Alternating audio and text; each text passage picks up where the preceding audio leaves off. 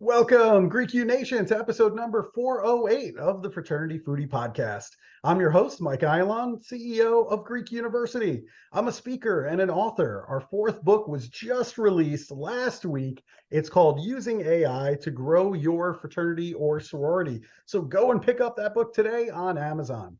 We also have a fifth book that is going to be out for Christmas. So be on the lookout for that. You heard it here first. Nobody else has that kind of insider information. We call these episodes the Fraternity Foodie Podcast because there is nothing like great food to bring fraternity and sorority leaders together. Fun fact, I love working with the team at the Piazza Center at Penn State.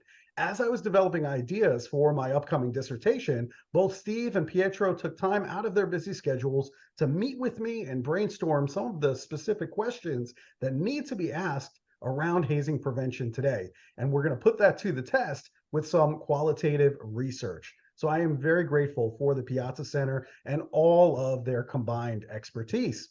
Speaking of the Piazza Center, we have with us today two of their folks, Dr. Jenny Small, virtual scholar, and also Dr. Pietro Sasso, research fellow from the Piazza Center. I'll tell you about Dr. Sasso first. He serves as the faculty research fellow for the center, in which he supports the dissemination of interdisciplinary research projects as scholarly peer-reviewed journals and presentations at national conferences. He was previously worked as a fraternity and sorority professional in both international and campus-based professional capacities.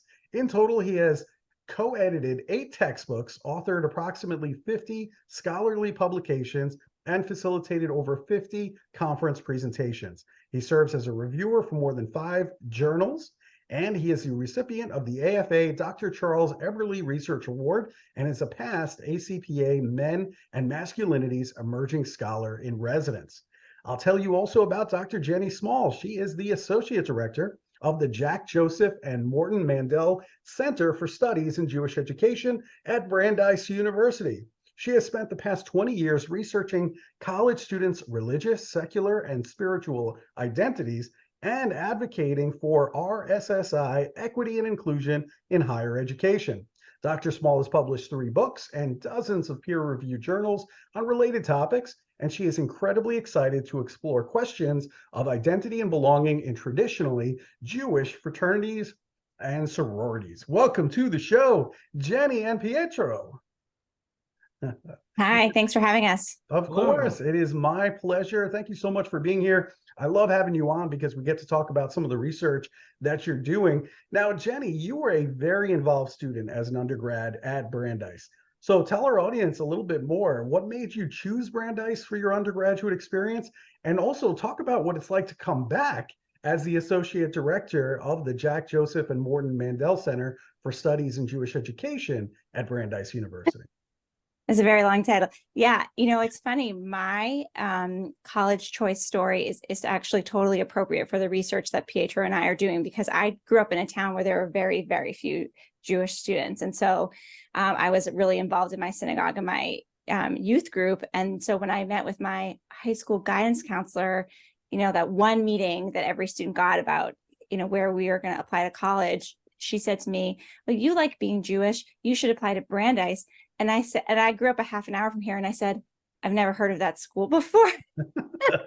So, there's a lot about, finding community among college campuses that relates. It's really great to be back here. It's a place that I feel like I know really well. I stay connected as an active alumna, coming back for reunions and different conferences and things like that. And I actually live still in the area. I only live about 20 minutes from campus. So it's just so great to be here with like the types of, students that I remember myself being and great colleagues, and being in a research center where we're looking at education, Jewish education, where I can think about college students, has been really great. I absolutely love that answer. That is fantastic.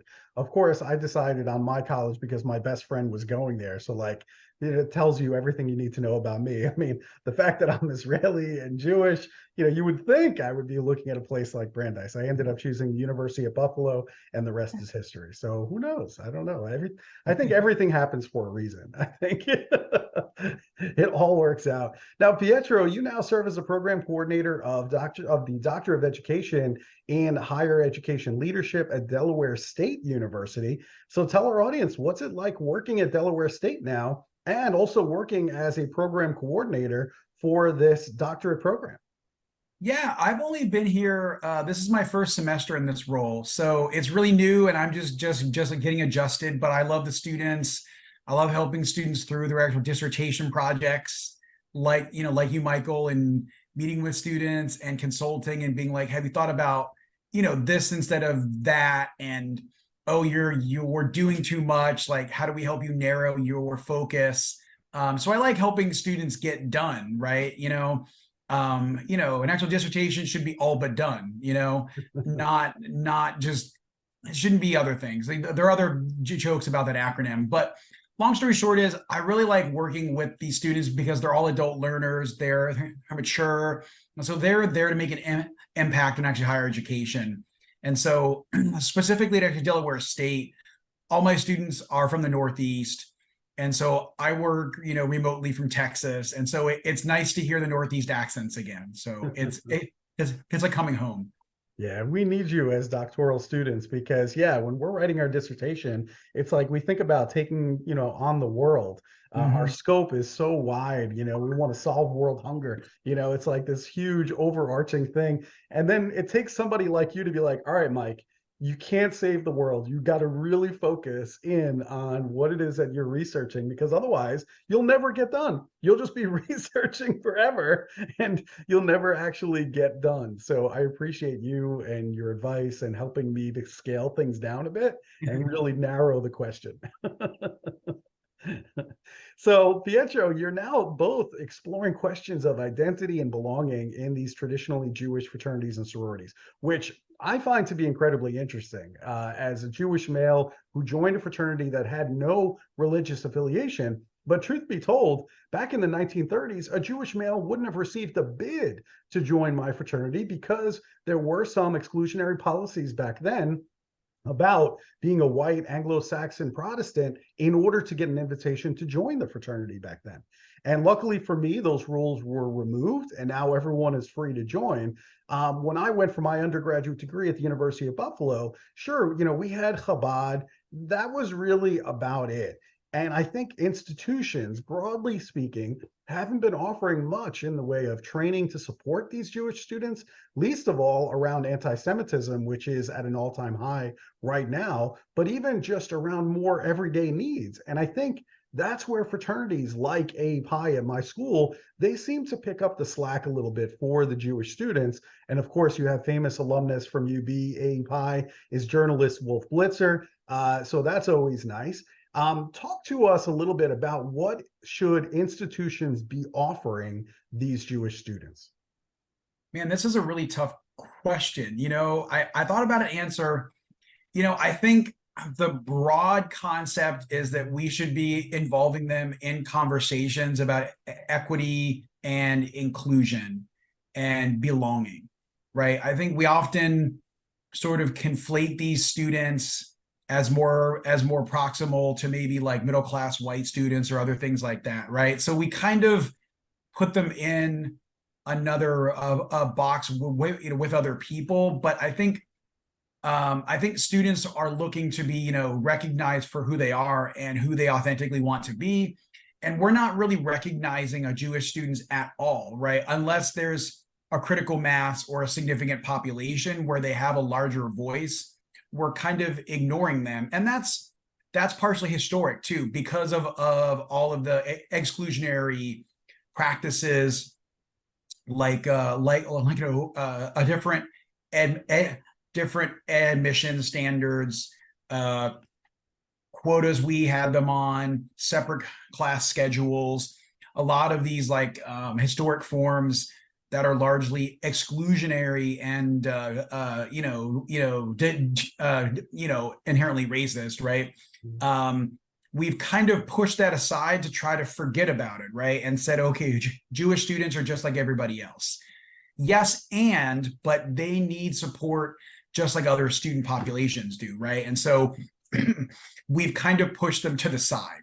And so how do we recognize them in ways that provide support or provide spaces for them that lets them come to understand themselves? And right now, that's not intentional on actually higher education's part. And I think some of our research around the history, especially around sororities and fraternities, is we like you had talked about, we did not let them join, right? And so other organizations like AEPi, like Tau Epsilon Phi, SAMI, AEPhi, the women's sorority for actually Jewish women, they formed out of that rise in anti-Semitism in like the early 1900s on college campuses.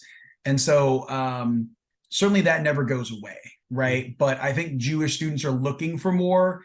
And so the answer and the call that I actually give higher education to actually challenge us is, how do we do that, right? I have lots of ideas, but universities need to first ask themselves that. Yeah. Any other ideas you have, Dr. Small?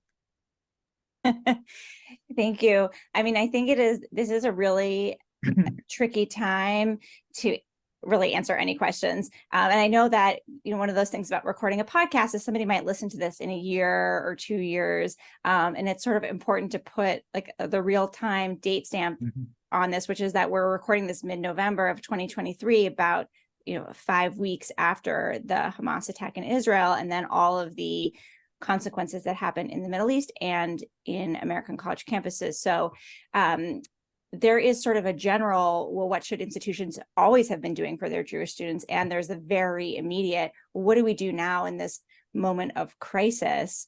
Pietro, I love what you said about, you actually have to, the institutions have to do their own work, essentially. It's not all campuses are the same. And it's very different in an institution where there's, 5,000, 6,000 Jewish undergrads. And there are campuses in the US that are like that.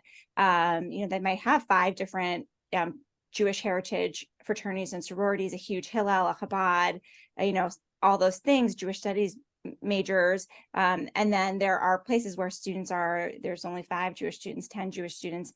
And what the university needs to do for these populations is really different. And it's, I'm getting ahead of answers that I planned for later, but I wanted to say it's really important that the institutions do the work and get reach out to find the people that can do trainings on their campus, rather than constantly relying on the Hillel professionals, the Chabad rabbi, because those people are really drowning right now in the work of supporting their students. The days where you could just call up the Hillel director and say, oh, here's this thing's happening, can we sit down for an hour? That's not happening right now because these people are in survival mode. So I would really love it if presidents, vice presidents of student affairs, directors are doing the research, doing the work, finding the consultants that they need to learn what they need to do to support their students. Yeah. I like what you said there, Jenny, about the universities doing their own work, Pietro as well. But I think it goes deeper, because there is a range of issues that Jewish students are facing on their campuses. It could be microaggressions to outright anti-Semitism. I mean, we actually saw on the side of API houses, swastikas being drawn on the side of their house. And I think that was at Vanderbilt, which is very close to where I live in Nashville. And we had a webinar a week ago to talk more about supporting students in light of what's currently happening in the Middle East. But Jenny, I guess my question is, what is happening that university presidents and other faculty are not being vocal on this issue to support their Jewish students? Like, to me, I don't understand how that can happen. Yeah, so there's the emotional, I'm a Jewish person living through this. I have a Jewish college student child, who's living on a college campus. And so there's that side of it. And then there's sort of my logical higher ed doctoral side that has a different way of thinking about it. And I agree. I feel frustrated, angry, nervous, like lots of anxiety, lots of wondering what the future is going to hold. wondering like, how can these people not get it? And then realizing sort of on the other side, which is that that many presidents, not all, and faculty members have no experience and a very thin knowledge base about what it means to be Jewish. I think there are a lot of institutions that don't even know how many Jewish students are enrolled.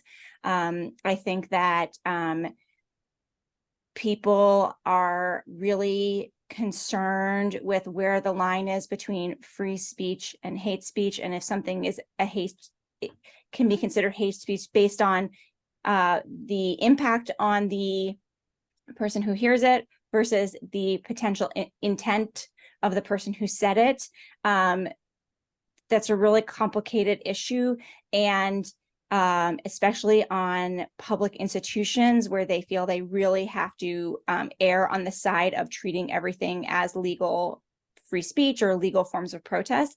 I'm not saying this is an excuse, but I took your question as like what's going on in their heads. And I think that a lot of what is going on is they started with a lack of knowledge, and then they were thrown into a crisis situation where they suddenly said, oh, I'm expected to respond right now. I better be careful not to be seen taking away students' rights or something like that. And so, I think the week after the attack was one thing where it's like, okay, this is happening very suddenly, and for some reason, everybody in the world wants every college president to make a statement. But it's been about 5 weeks now. I think that people should have had time to sort things through a little more. So I'm not really sure what's going on, other than to say that the situation seems to be getting more and more complicated instead of like moving toward clarity. And this is, I'm not even talking about the actual situation in Israel and Gaza. I'm talking about the response here in the US. Taking the political situation, the war situation aside, which is incredibly difficult to do and probably not realistic, but just to say, like, well, if we could just look at our campuses and what is happening, regardless of what people believe, what side they're on, or where on the spectrum of beliefs they are, what are we doing to make students feel safe? I think if campuses can focus on how do we make students feel safe, how do we make them feel like they belong here, how do we make them feel like they're heard, if they could focus on that question, maybe that will provide some clarity. It's really hard to say. Yeah, that response is just concerning to me because students are facing harassment, they're facing Yep. violence. And I feel like this doesn't happen in a vacuum. I feel like this has been going on for a while on a lot of college campuses, certainly in the Northeast. We can look at Ivy League schools. I feel like for so long, these university presidents and other administrators have just allowed what I think is just anti-Semitic talk. But then they'll label it as, well, that's just political discourse. But meanwhile, it's just anti-Semitism. Let's just call it what it is, right? It is. Yeah. And I think there's also, there's blatant hate speech and graffiti and violence and things like that. And then there are other sort of historic anti-Semitic tropes that have been around for thousands of years that most people don't recognize as such. And so, administrators and educators need a lot of education so that they can stop these ideas from being, distributed around their campuses. Yeah, 100% agree. I mean, if we don't do something about the anti-Semitism, the talk, then it results in an action, and that's where somebody gets injured or worse.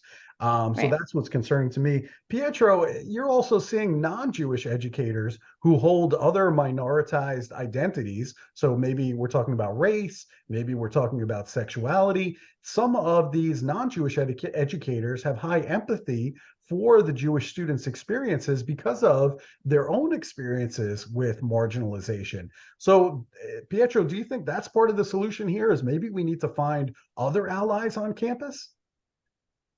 So historically, I think combating anti-Semitism has been linked to other in concert with other movements, right? Like in the 60s during the civil rights movement, or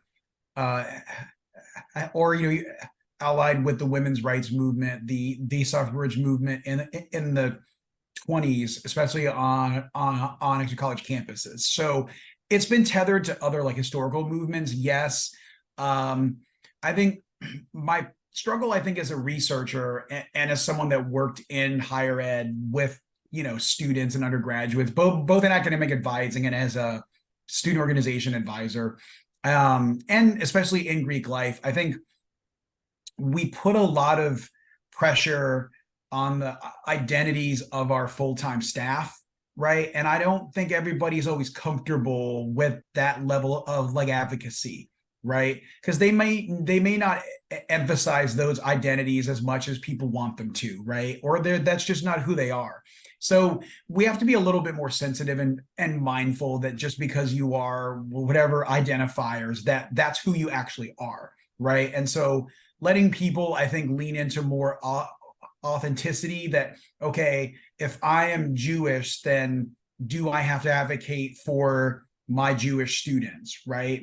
And it can come from other identities, I think, well, like you're saying, but not everybody's comfortable doing that too, right? Is what I've learned through some of our research, or a lot of people are just not aware about Jewish students. I think, especially because historically we've pushed it aside to try to erase the history, right?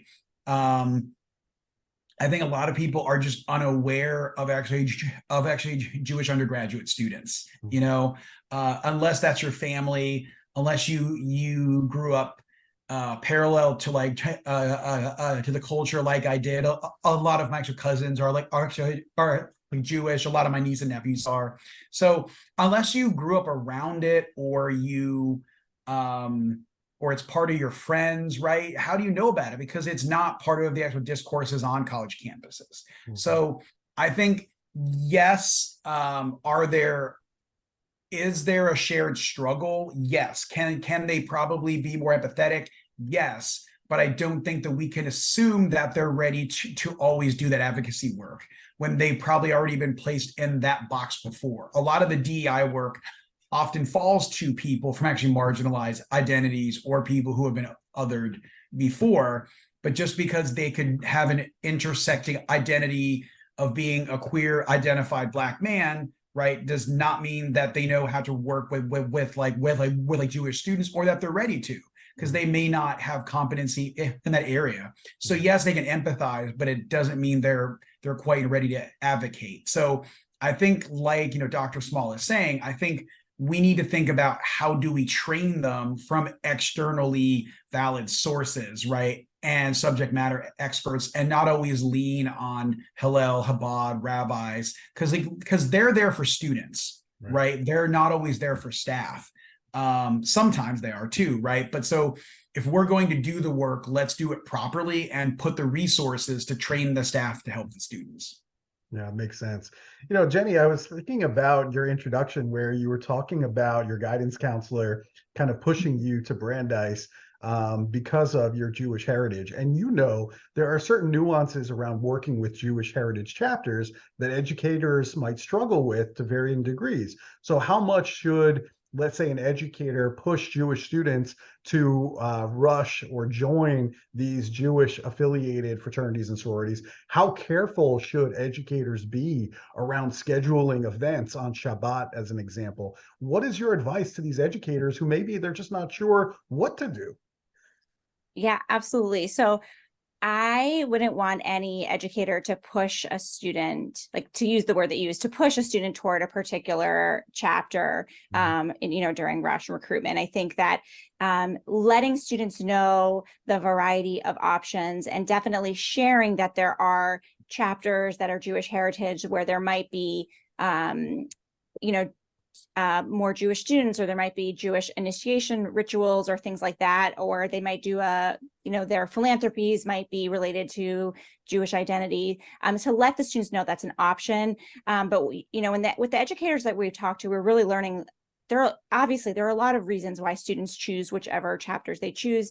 There are lots of Jewish students in secular organizations, and they're very happy in those places. And so I don't think pushing is the right, that's too strong, but definitely allowing students to know that this is an option, and we look into it, and if it works for you, great. And also, if it doesn't work for you, also fine.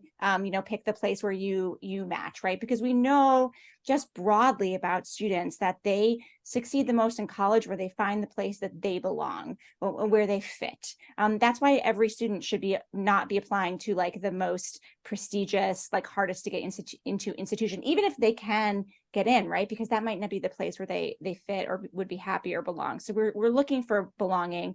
And I think that goes for the chapters. In terms of the programming side, this is where I would be strong. Required events and required recruitment stages or, tasks should never be held on Shabbat or a Jewish holiday. And if you don't know when those are, it is not the job of the chapters or the Jewish potential new members to tell you about the conflict. You are supposed to preempt that conflict from happening, even if you as the educator have to have some consequences with your university. If you're fighting uphill, that's your job, not the student's job. You're the person running the interference. So if you don't know what it means, like when Shabbat is, that is very easy to Google. And so are the holidays, the Jewish holidays that are in the fall. It's a little bit easier, I would say, if you're doing a winter recruitment, in January, second semester recruitment, there's not as many holidays in January. That might make your life easier. But if you're a fall recruitment campus, you're going to hit holidays. You need to know when they are. And now in terms of optional events, so let's say a campus, a chapter wants to have a mixer, a social, can they have it on a Friday night during Shabbat? I mean, my personal opinion is that if it's optional, it's okay, but there should be some checks. Is every social you're doing on a Friday night? Everyone, then that's kind of exclusionary. What if you're having a 4-day some sort of event where there's like some big fundraiser or something? There's lots of different events over 4 days. And part of that event is on a holiday. Is that okay? I think it's okay as long as the students would still be able to get, pretty much a full experience. So I'm not saying change everything about fraternity and sorority life on your campus so that Jewish students are never left out. What I'm saying is be very analytical and conscious about what they need and checking your events and your calendars to see, where the balance is. So now I'm not expecting everything to be changed for Jewish students, but I am expecting that students should not have to make a choice between things that are required and like living their full lives based on who they are. Makes total sense. Thank you for that, Dr. Small. Hey, Pietro, I think some of these traditionally Jewish fraternities and sororities, they might be struggling in terms of who they are recruiting on each individual campus. As an organization, obviously these organizations want to keep their Jewish values and ideals that go back a century. However, the campuses, they're getting more and more diverse every single day, as you know from demographics. So if these Jewish fraternities and sororities really want to grow, they should be giving invitations out to any student who agrees with these Jewish ideals and values, not necessarily based on the PNM religion. So what are your thoughts on this question of honoring their history versus growth on today's campuses, or could we do both? I think you can do both, right? I think the Jewish culture and faith, as an outsider, as someone who grew up around it, I think it has such like universal values, right? Of being mindful, of being inclusive. And you think about that these organizations were born out of exclusion for people to feel like they belong and feel like they have community. So inherently built into, the cultural heritage and their like historic missions, I think sends a call to people that you're welcome here, And so how do you broadcast that effectively to potential new members?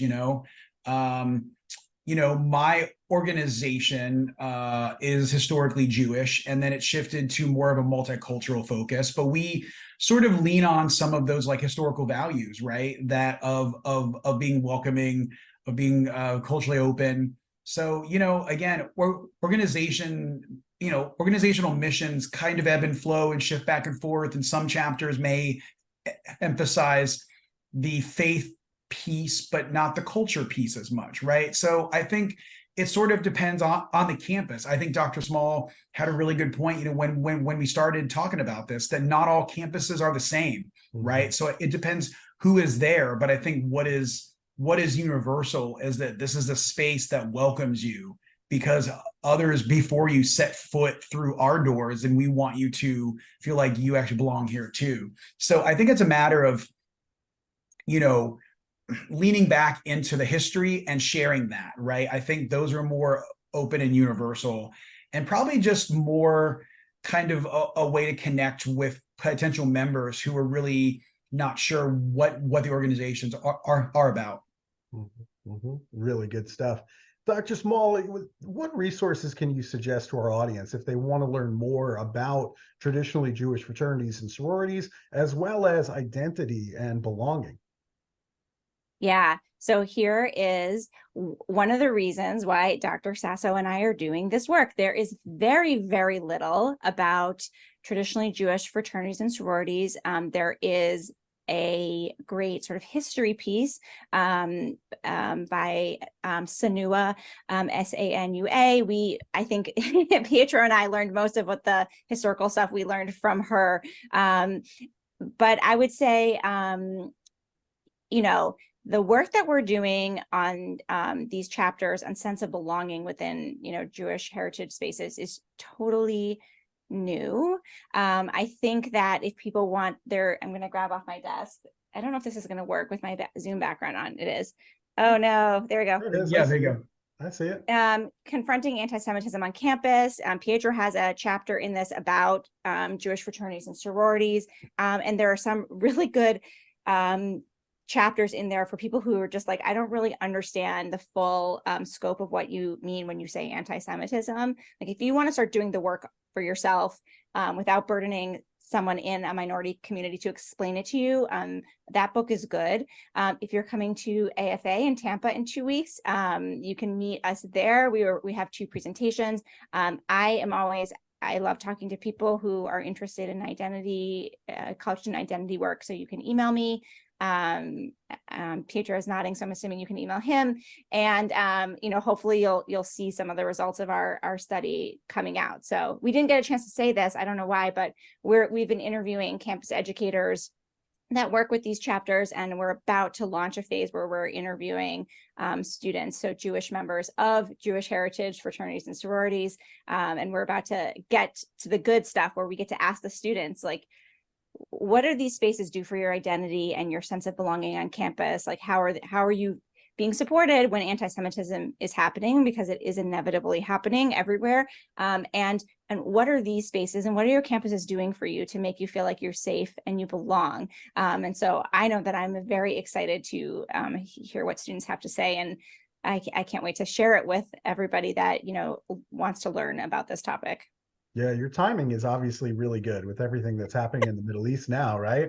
That was, of course, good timing. Not that there's ever good timing for a war and all of the related atrocities, but I will say it is very interesting doing this study at this time. It feels more important than ever before. Right. I should choose my words carefully. I think it's more important than ever before that you're doing this research right at this moment, because students do need to feel supported. And so if Jewish fraternities and sororities get that for our students, then we should be pushing more of that as an option for the students today. So I'm just grateful you're doing the work. I'm grateful that you're doing the research. If I wasn't so focused on hazing prevention, I think this would be my sweet spot too, is to look at identity and belonging in Jewish fraternities and sororities. I'm totally fascinated by it.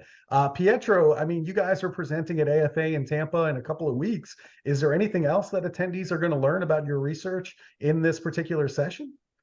We're going to provide an overview of the history and what the limited research tells us, and kind of lean into, what do campus-based advisors know, and what are the ways in which they're supporting them, and what are the limitations and what are the boundaries of their knowledge and support, right? I think we're seeing some interesting trends just broadly in what they're sharing about their own work and what they're sharing about their campuses, right? So the contexts in which they work. And so kind of I don't want to speak for both of us, but my individual interpretation as a researcher, going back, to what I was saying before, campuses just have ignored this problem, and let it exist and kind of ignored it.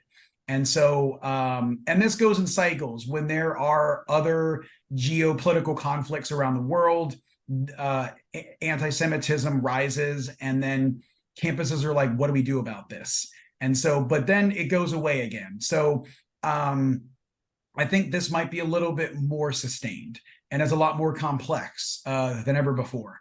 So I think just because of where we're at with the current climate and the current discourses happening on college campuses, I think people are paying more attention to this and are more aware of it in ways that should have happened 30, 40 years ago, right? So what I'm hoping is that we start to think about how do we support our actual Jewish students and how do we involve them in larger campus DEI conversations.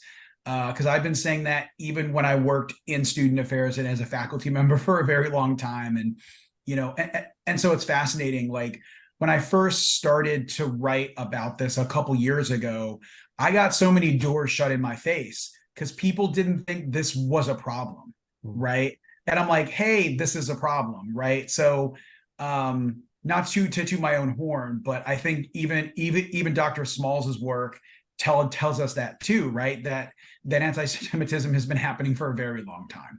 And we can look at all of the, fraternity house spray painted doors over the last 10 years that also tell us that exact same thing. So this has been a problem. And so I'm glad to be able to share this space, with you all. And so if you're listening, do something about it. Silence is not going to help us move forward. Amen. Well, I feel seen. So thank you very much for your research and all of your comments here today. Pietro, is there an email where our listeners can email you in case they have any questions about some of your research? Yeah, it's psasso, PSASSO at desu.edu, psasso at desu.edu. Perfect. And Dr. Small, what about you? If our listeners have a question about some of your work on identity and belonging, where can they reach you? Yeah, mine is even easier. It's Jenny Small at Brandeis.edu.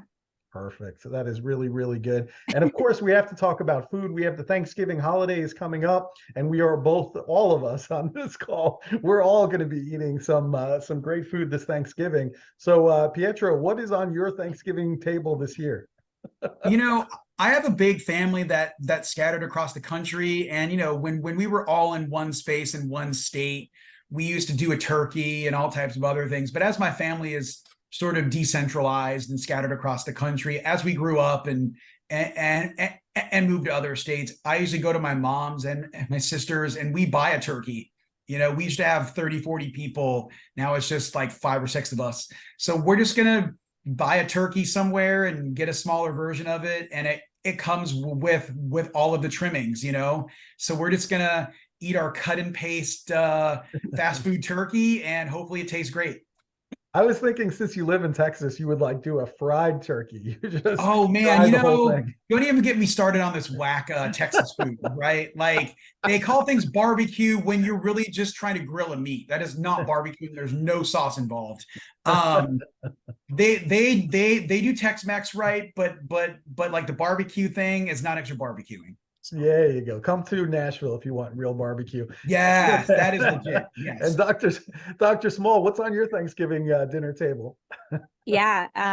It's funny. We also go very traditional. All the turkey, cranberry sauce, mashed potatoes, stuffing type normal stuff, several pies. And usually somebody bakes some bread, and we have lots and lots of appetizers around during the cooking phase. So that by the time we get to the actual meal, we're a little too, already full. We do our Thanksgiving dinner at dinner time. I know sometimes there's a controversial people eating their meal at 2:00, which I just think is crazy, but we eat basically all day and then we sit down and eat again. It is actually despite loving many Jewish holidays. Actually, Thanksgiving is my favorite holiday, mostly for family reasons, because people travel to be together. So my daughter is coming in from her college, and seeing my cousin and all these things like that. So I'm really looking forward to it. That sounds great. Well, listen, to all of our listeners, we wish you a happy Thanksgiving. We hope that you've enjoyed this conversation today. I just think it's enlightening, and I love talking about fraternities, sororities, but it's a special treat when we get to talk about the traditionally Jewish fraternities and sororities and identity and belonging, because all of this, I think, is really key to the undergraduate students and their student success on our college campuses. So we appreciate it. Thank you to Dr. Pietro Sasso. Thank you to Dr. Jenny Small. Thank you to the Piazza Center for all the research that you're doing. And you always have a home here if you want to talk about your research and get it out to a wide audience. You are always welcome on the Fraternity Foodie Podcast. So thank you both so much for being here today. Thank you. You got it. And to our listeners, if you enjoyed this, make sure that you like it and share it with other students and faculty and administration that want to learn more about traditionally Jewish fraternities and sororities, as well as their identity and belonging. And we hope to see you on another episode of the Fraternity Foodie Podcast. Thanks so much for joining us today, and we'll see you next time.